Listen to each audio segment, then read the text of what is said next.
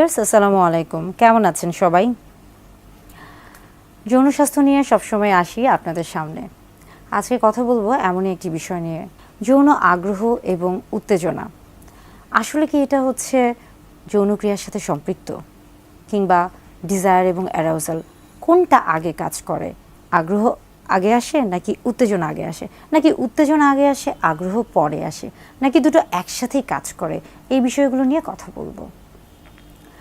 Desire বলতে আসলে বোঝাচ্ছে যে ডিজায়ার মূলত দুই ধরনের, বা আগ্রহটা আসলে দুই ধরনের।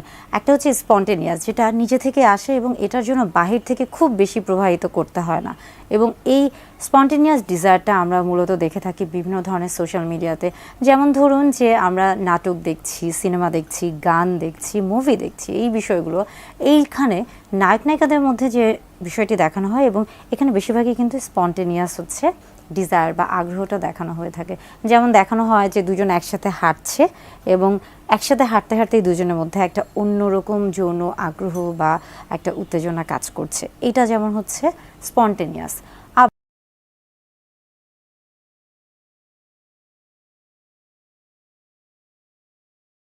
আবার অনেক সময় দেখা যাচ্ছে যে দুজন একসাথে ফোনে কথা বলছে এবং সেখান থেকে দুজনের মধ্যে একটা আগ্রহ কাজ করছে, এটাও কিন্তু স্পন্টেনিয়াস।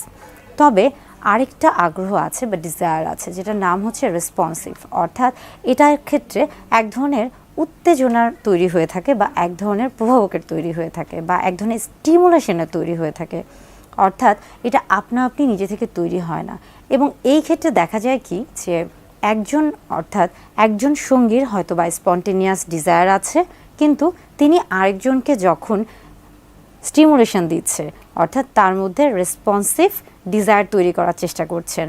এবং সবচেয়ে বেশি সমস্যা হয়ে থাকে যে যখন একজনকে রেসপন্সিভ ডিজায়ার তৈরি করা হচ্ছে কিন্তু তারপরও তার মধ্যে আগ্রহটা আসছে না, তখন কিন্তু এই যে প্রথম সঙ্গী রয়েছে, অর্থাৎ যার মধ্যে স্পন্টেনিয়াস ডিজায়ারটা কাজ করছে, সে কিন্তু অনেক সময় মর্মাহত হয়ে যান। এবং আস্তে আস্তে যখন এটা একটা সময় ধরে, একটা লম্বা সময় ধরে তিনি যখন এই চেষ্টাটা করতে থাকেন মাসের পর মাস, এবং তারপরে যখন তার যে সঙ্গী রয়েছে তার কাছ থেকে যখন সেই আগ্রহটা আসে না বা তেমন সাড়া আসে না, তখন তিনি কিন্তু মানসিকভাবে ভেঙে পড়েন। এবং অনেক সময় কিন্তু তিনি পরবর্তীতে আর অ্যাপ্রোচ বা এই যে উত্তেজনা বা আগ্রহর এই বিষয়টা তার সাথে শেয়ার করেন না, বা তাকে খোলামেলাভাবে বলেন না। এবং যার ফলে কিন্তু দুজনের মধ্যে তখন কিন্তু একটা বেশ দূরত্ব, একটা লম্বা দূরত্ব তৈরি হয়ে যায়, যেটা কিনা হয়তো বা তিনি নিজেও জানেন না। অর্থাৎ যেমন ধরেন যে দুজন নারী পুরুষ বা স্বামী স্ত্রী, একজন গৃহিণী তিনি সাংসারিক কাজে খুব ব্যস্ত আছেন, এবং পুরুষ তিনিও ব্যস্ত আছেন বাহিরের কাজকর্মে, কিন্তু কোনো কারণে তার হয়তো বা স্পন্টেনিয়াস ডিজায়ার কাজ করছে, এবং তিনি তার যে সঙ্গী রয়েছে স্ত্রীকে একটা সময়ে রেসপন্সিভ ডিজায়ারের ক্ষেত্রে উত্তেজনা তৈরি করার চেষ্টা করছেন বা কিছুটা স্টিমুলেশন দিচ্ছেন। কিন্তু যখন তিনি অনেক কাজে ব্যস্ত থাকেন, হয়তো বা তখন তার মধ্যে এই বিষয়গুলো কাজ করে না, এবং তিনি হয়তো বা এই জিনিসটাকে এতটা গুরুত্বও দেন না, এবং যার ফলে স্বামী স্ত্রীর মধ্যে কিন্তু একটা দূরত্ব তৈরি হয়। সেই জন্য বলতে চাচ্ছি যে নারী পুরুষ বা স্বামী স্ত্রী উভয়ের ক্ষেত্রে এই যে ডিজায়ার, এই যে আগ্রহ বা উত্তেজনা, এই প্রত্যেকটা বিষয় আসলে খোলামেলা আলোচনা করা উচিত।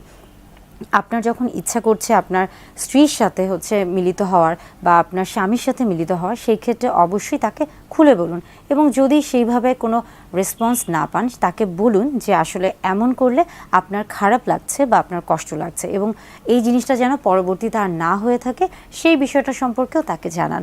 আসলে প্রত্যেকটা সম্পর্কের ক্ষেত্রে আমরা যদি বলে থাকি যে শারীরিক সম্পর্কের ক্ষেত্রে হোক, সেটা মানসিক সম্পর্কের ক্ষেত্রেই হোক না কেন, দুজনের মধ্যে যে এই যে একটা যোগাযোগ বা একটা ইমোশনাল অ্যাটাচমেন্ট, এইটাই কিন্তু সবচেয়ে বড় বিষয়। এবং এই যে আগ্রহটা, এটা কিন্তু অনেকটা উত্তেজনার সাথেও অনেক সময় সম্পৃক্ত থাকে।